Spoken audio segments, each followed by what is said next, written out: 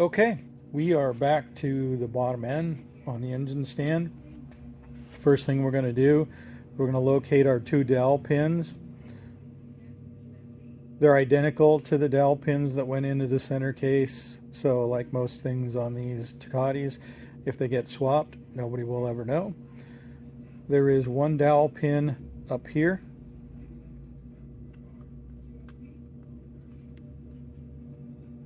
And the second dowel pin will go in the back. Just like when we talked about on the center case, there's a beveled side on the dowel pin and a square side. The bevel side goes outward towards the part you're installing it onto. And they should push down into their holes. If you need to, you can gently tap them in till they seat.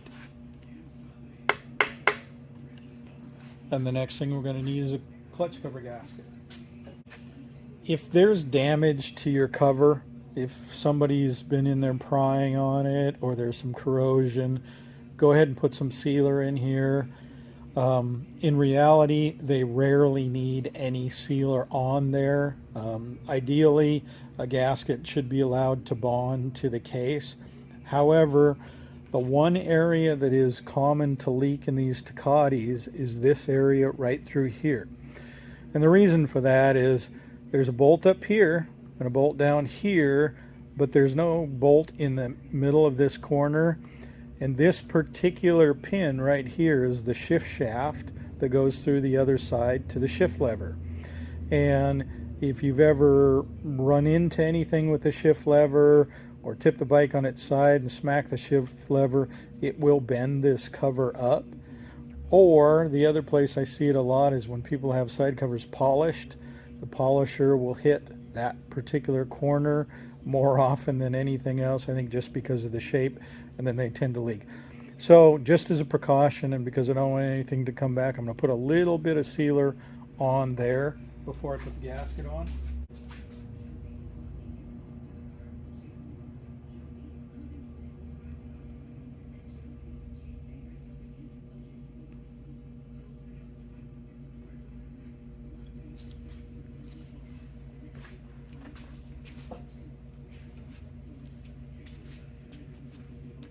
And then we just lay the clutch cover on there, line it up with the dowel pins.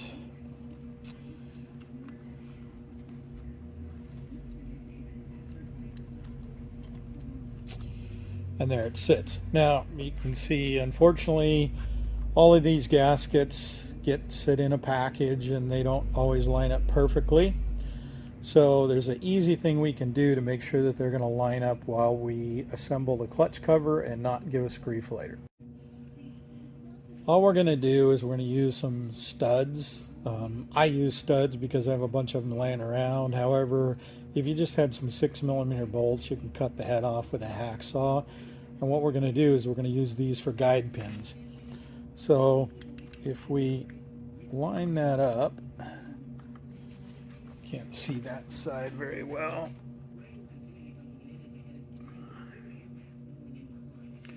So if you line this up, and then let's make sure we're on the dowel pin.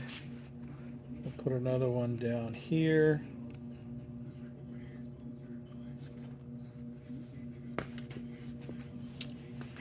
And then we'll put a third one down here. You can put more on if you want, but the gist of it, I'll give you a little bit better view here. So there's a pin here, there's a pin here, there's a dowel pin here, there's a pin up here. So you can see the gasket's pretty well lined up now, and it'll be ready to go ahead and put the clutch cover on and keep everything in alignment.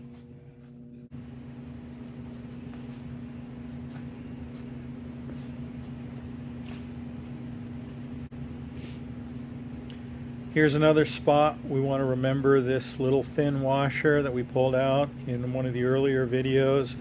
That's going to be the washer that goes over this shaft for the shim adjustment for the Kickstarter shaft and to keep it from wearing on the case. We want to make sure that that gets on there because we don't want to find it on the bench when we get it all put back together. Now we're ready to go ahead and put the clutch cover on.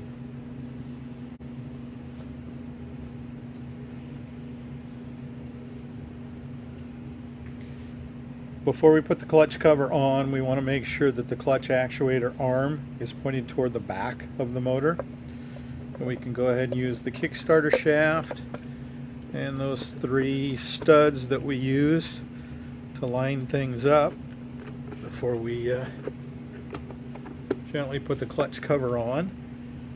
Want to make sure that everything's lined up, and it'll tap down nice and easy. If it doesn't want to tap down nice and easy like that, don't force it. Sometimes the clutch governor will wiggle loose and you'll have to go back and put that in, and the water pump drive shaft has to line up with the splines in the end of the balancer shaft. So sometimes you just have to wiggle that a little bit to make sure it goes on, but it should just tap on like that.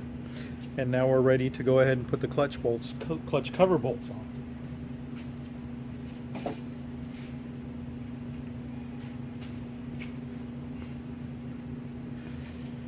It doesn't matter what order you put these in, but as you're putting them in, make sure that they go in and they start to thread.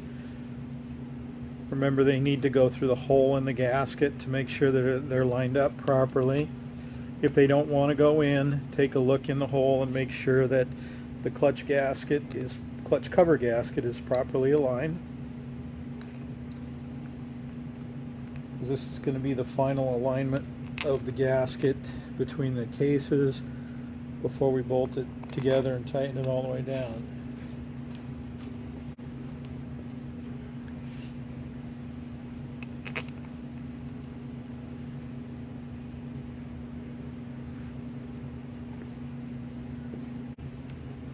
Since we have all the bolts started, we can go ahead and begin to just spin them down. You don't have to be in any particular order at this point in time. You're just barely seating them down.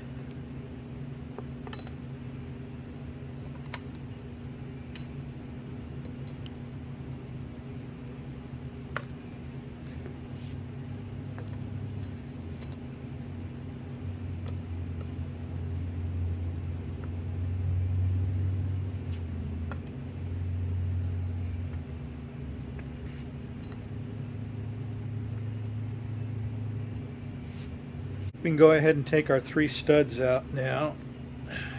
They should come out fairly easy because we just put them in finger tight. And we'll go ahead and replace those 3 with the correct bolts.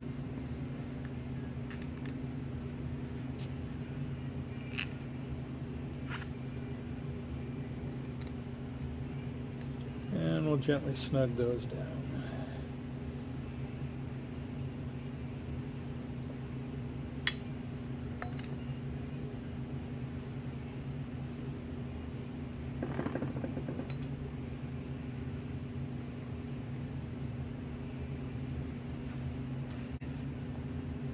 If you're not used to working with small bolts like this, you can go ahead and torque them to spec,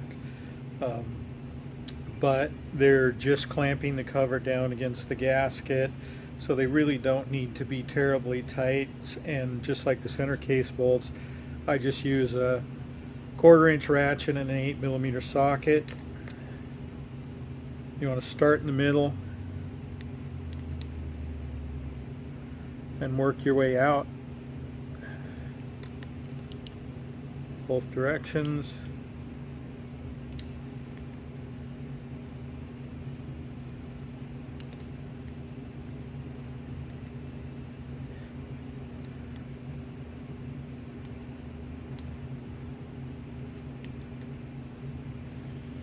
And then you want to go back, now that everything's tight, go ahead and check them all again.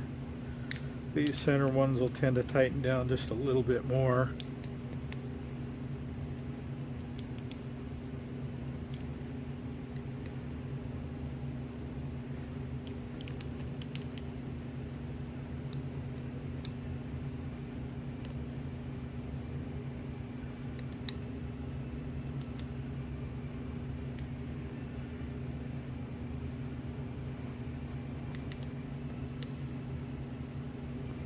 Alright, cover is tight. Now, power valve actuator arm will be pretty tight. This will be able to rotate back and forth, but you'll notice that it won't quite rotate until it lines back up where it needs to. That's because it can't, in this particular position, it won't be able to pick up that pin very well, and so it'll hit on the pin. And all you really need to do is you can rotate the motor around just a little bit, so it's like this, and then wiggle it and it'll move forward just like that. And once it's not quite 90 degrees to the gasket surface, but what you want it is 90 degrees to where the cable will pull, that tells you that the clutch arm is in where it needs to be and you're good to go. I think the next thing we'll do is we'll move on to the magneto side. Go ahead and put the stator and the flywheel back on, because we'll need those to make it more convenient to rotate things around while we put the top end together.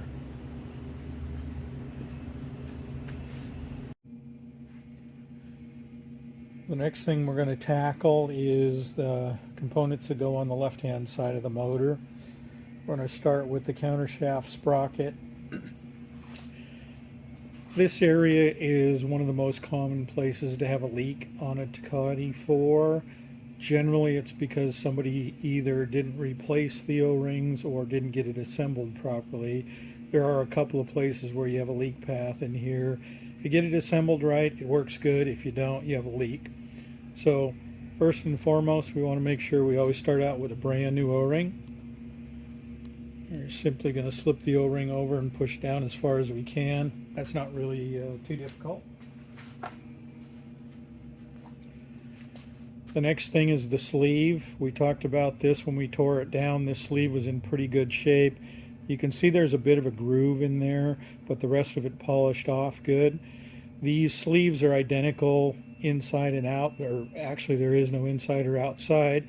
So if you have a sleeve that only has one groove in it, if you flip the sleeve over, the seal will ride on a different surface and it'll seal up just fine. So in this case, we're going to flip it over from where it was originally. We're simply going to slip it on there, and we're going to rotate it as we put it on so that it goes down properly over the seal and over the shaft, and everything's free to move. The next part that we have a leak path is between each one of the splines on here. So this is a good place to put a little bit of silicone. And all we're going to do is take a little bit of silicone, we're going to work it down into each one of those spots. Before we put the sprocket on.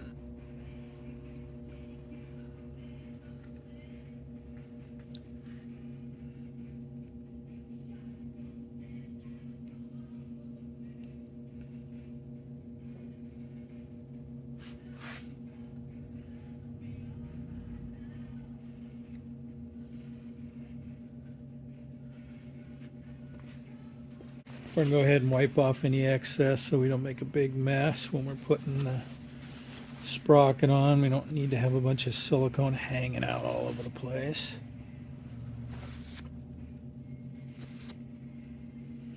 And then we're going to put the sprocket on in the circlip.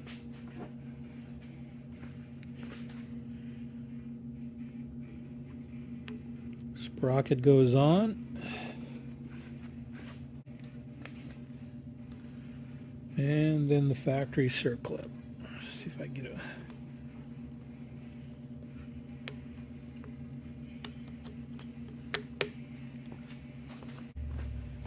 We want to make sure that the circlip is fully seated, so we're going to tap on it. Now let's wipe all the extra silicone off. The next thing we want to do is go ahead and put the ignition back on the motor. Couple of things we want to make sure that we do as we put it back on. The stator is going to mount here and here. You can see that we painted the whole case and there's paint on those two locations. The stator does have a ground wire that runs from the backing plate of the stator up to the CDI box. However, the backing plate of the stator needs to be properly grounded to the case. Now, by the time you put the screws in and they go through the plate, it will ground, but it won't ground as good as it could. So what we're going to do is we're going to remove all the paint off of these two areas, and then we're going to take a little emery cloth on the back of the stator and scuff that off so that we know that we have a really good ground here. So I'll go ahead and do that real quick off camera, and then I'll come back.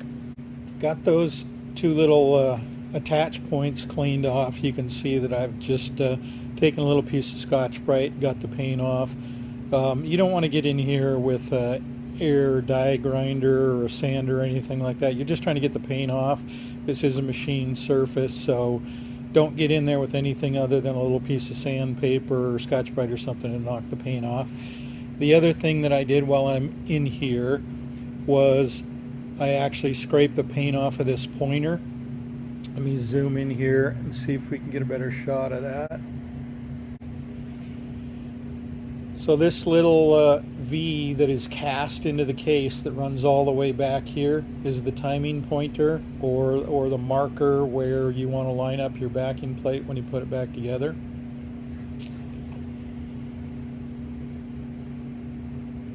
Let's see if we can get this to focus. Now Kawasaki puts 3 marks in their stator. Those marks will line up with that pointer. The mark on the left is the full advance mark. The mark in the middle is the stock timing. The mark on the left is the retarded. In this particular case, because we're going to run a tighter squish, customer's going to run a little bit better fuel. We want to take advantage of that. And we're going to run this not only, we're going to go just past the max timing mark. We're going to run about 6 degrees of timing advance in this particular motor. But like I say, that's because the customer's running a little bit better fuel, and we're going to be able to get away with that because we're going to run a lot tighter squish. So let's zoom back out. Okay, stator simply sets down in the case. We want to make sure we get our grommet fitted in there, and we want to make sure that the stator pushes down in. There's tabs all the way around the outside edge that help keep the stator lined up, and we want to make sure we're pushed down in those. We're not sitting on top of any of them. And then we're going to rotate up to just past the timing mark. We'll zoom back in there so you can see it. So let's come over here where we're straight, a little bit more straight down on it, so you can see that we're just a couple of thousandths past the full or the advanced mark. The stator does have more allowable ignition, both advance and retard, than just those 3 marks. Those are the reference marks, just to give you an idea. Like I said earlier, the center mark, that's stock. If you're doing most rebuilds, you're going to put them right back to stock. In this particular case, we know what we want to do here, so we're going to run this one just a little bit more advanced. The 2 factory screws are going to go back in here and on the other side to hold it in. Those screws need to have Loctite on them. If they come loose, they're inside the flywheel, then they will destroy your stator and your flywheel. You want to make sure that you use a good red Loctite. It makes it a lot harder if you have to take them out later. However, the extra holding power of the red Loctite is worthwhile here, because I've seen way too many bikes come in with the stator screws backed out and they've destroyed the flywheel in the stator. So we'll get the screws, get some Loctite on them, get them torqued in. Got the factory screws. You can see there's a little red Loctite on the screw. Simply going to put them in there and tighten them down.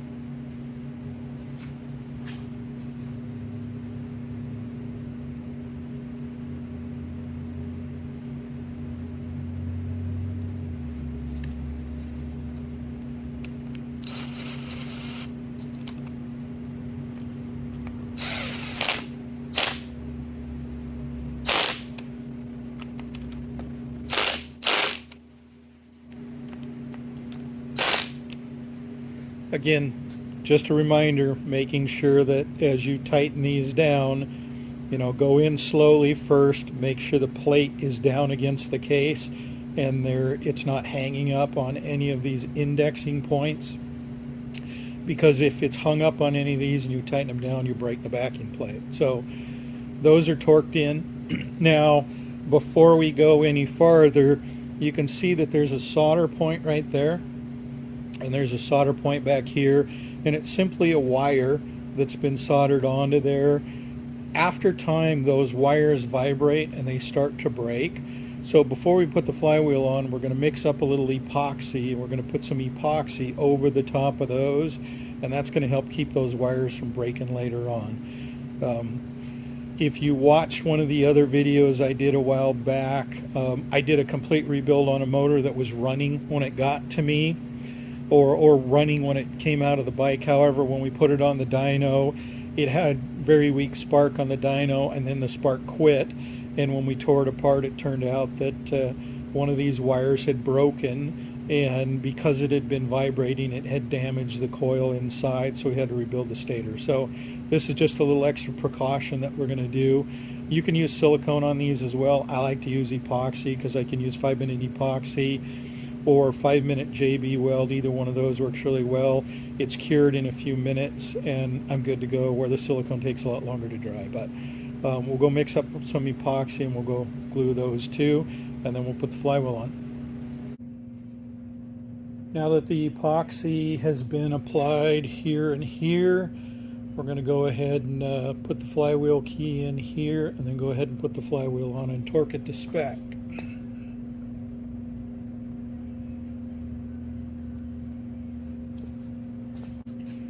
It's important that we make sure the woodruff key gets seated all the way. So we're going to take a punch and make sure it's all the way in the groove.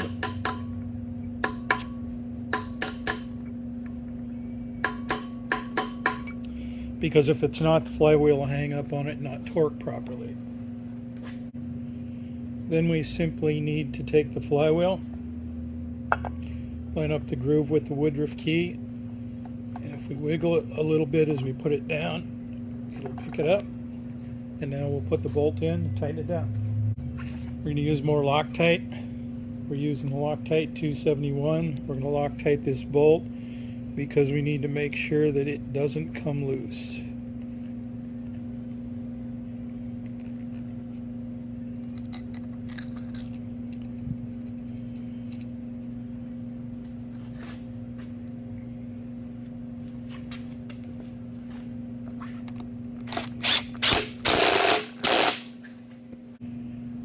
The flywheel bolt torques down to 22 foot-pounds, so we'll go ahead and torque that and give the Loctite a little bit to dry. We're good. Now we'll wait a couple minutes, let the Loctite dry. Now that we have our sprocket on and all sealed up, we have our ignition installed and retimed. The last thing to do is assemble the top end, and then it's going to go to the dyno. So the next video is going to be the installation of the piston on the rod, power valve timing. We'll install the cylinder, do a couple of checks, and then we'll get it over to the dyno.